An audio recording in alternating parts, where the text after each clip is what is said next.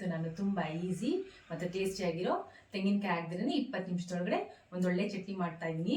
Flavour ಅಂತೂ ತುಂಬ ಚೆನ್ನಾಗಿರುತ್ತೆ. ಇದು ಇಡ್ಲಿ, ದೋಸೆ, ಚಪಾತಿಗೆ ಒಳ್ಳೆ ಕಾಂಬಿನೇಷನು. ಬನ್ನಿ ಈ ಸಿಂಪಲ್ ಮತ್ತು ಟೇಸ್ಟಿ ಬಾಂಬೆ ಚಟ್ನಿ ಹೇಗೆ ಮಾಡೋದು ಅಂತ ನೋಡೋಣ. ನಮ್ಮ ಚಾನಲ್ನ ಫಸ್ಟ್ ಟೈಮ್ ನೋಡ್ತೀರೋ ಸಬ್ಸ್ಕ್ರೈಬ್ ಮಾಡೋದು ಮರಿಬೇಡಿ. ಲೈಕ್ ಮಾಡಿ, ಶೇರ್ ಮಾಡಿ, ಕಮೆಂಟ್ ಮಾಡಿ. 1/4 ಲೀಟ್ರ್ ಮೊಸರು ಹಾಕೊತಾ ಇದ್ದೀನಿ. ಇದಕ್ಕೆ 1/4 ಲೀಟ್ರ್ ನೀರು ಸೇರಿಸ್ಕೊತಾ ಇದ್ದೀನಿ. ಹುಳಿ ಮೊಸರು ಇಲ್ಲ ಅಂದರೆ ಒಂದು ಅರ್ಧ ನಿಂಬೆಹಣ್ಣು ಇಟ್ಕೊಳ್ಳಿ. ಇದಕ್ಕೆ 60 ಗ್ರಾಮ್ ಕಡಲೆ ಹಿಟ್ಟು ಹಾಕೊತಾ ಇದ್ದೀನಿ.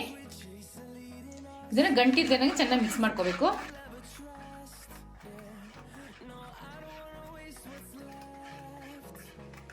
ಇವಾಗ ಮಿಕ್ಸ್ ಮಾಡ್ಕೊಂಡಾಗಿದೆ.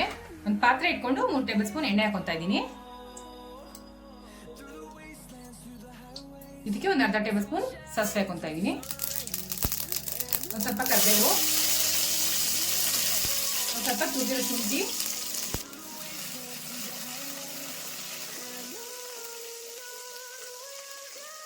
ಒಂದು 5 ರಿಂದ 6 ಹಸಿಮೆಣಸಿನಕಾಯಿ ತಗೊಂಡಿದ್ದೀನಿ.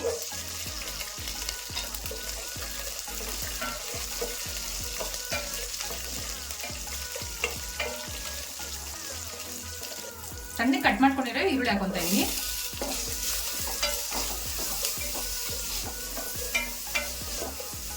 ಇದೊಂದು ಸ್ವಲ್ಪ ಫ್ರೈ ಆಗಬೇಕು.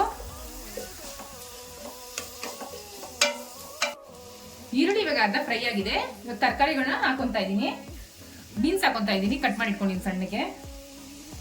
ಕ್ಯಾರೆಟ್ ಹಾಕೊತಾ ಇದ್ದೀನಿ, ಆಲೂಗಡ್ಡೆ ಹಾಕೊತಾ ಇದ್ದೀನಿ, ಈ ಥರ ಕಟ್ ಮಾಡಿ ಇಟ್ಕೊಂಡಿದ್ದೀನಿ.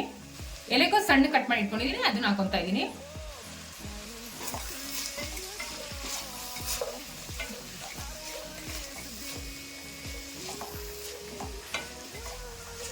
ಇದೊಂಚೂರು ಎಣ್ಣೆಲಿ ಬಾಡಿಸ್ಕೋಬೇಕು.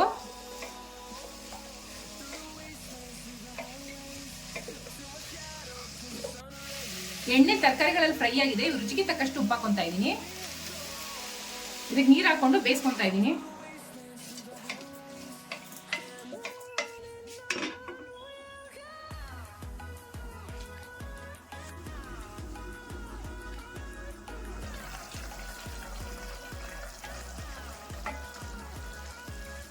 ನೋಡಿ ತರಕಾರಿ ಎಲ್ಲ ಬೆಂದಿದೆ. ಮುಂಚೆನೆ ಬಟಾಣಿ ಎಲ್ಲ ಬೇಯಿಸಿಟ್ಕೊಂಡಿದ್ದೆ, ಅದನ್ನ ಇದಕ್ಕೆ ಹಾಕೊತಾ ಇದ್ದೀನಿ.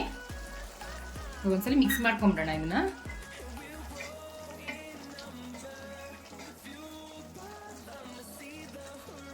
ಇದಕ್ಕೆ ಇವಾಗ ಹುಳಿ ಮೊಸರು ಸೇರಿಸ್ಕೊತಾ ಇದ್ದೀನಿ.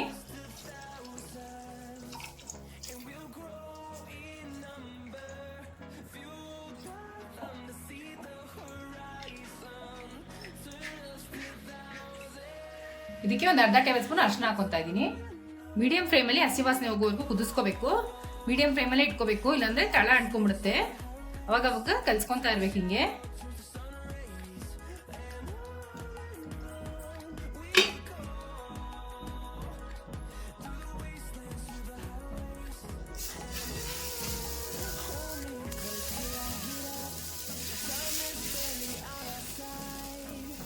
ದೋಸೆ ಜೊತೆಗೆ ಸರ್ವ್ ಮಾಡ್ತಾ ಇದೀನಿ ಇವತ್ತು ನಾನು ಇದನ್ನ.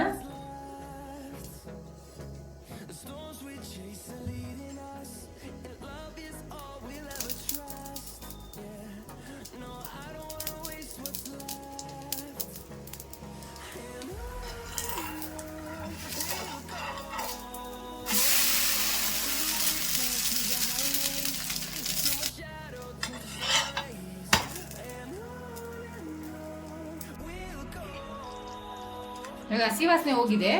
ಸ್ವಲ್ಪ ಕೊತ್ತಂಬರಿ ಸೊಪ್ಪು ಹಾಕೊಂಡು ಸ್ಟವ್ ಆಫ್ ಮಾಡ್ಕೊಂಬಿಡೋಣ. ಬಾಂಬೆ ಚಟ್ನಿ ರೆಡಿ ಆಗಿದೆ. ಇದು ದೋಸೆ, ಪೂರಿ, ಚಪಾತಿ, ಇಡ್ಲಿಗೆ ಒಳ್ಳೆ ಕಾಂಬಿನೇಷನ್. ಟ್ರೈ ಮಾಡ್ಬಿಟ್ಟು ಹೇಗಿತ್ತು ಅಂತ ಕಮೆಂಟ್ ಬಾಕ್ಸ್ ಅಲ್ಲಿ ತಿಳಿಸಿ. Thanks for watching our video.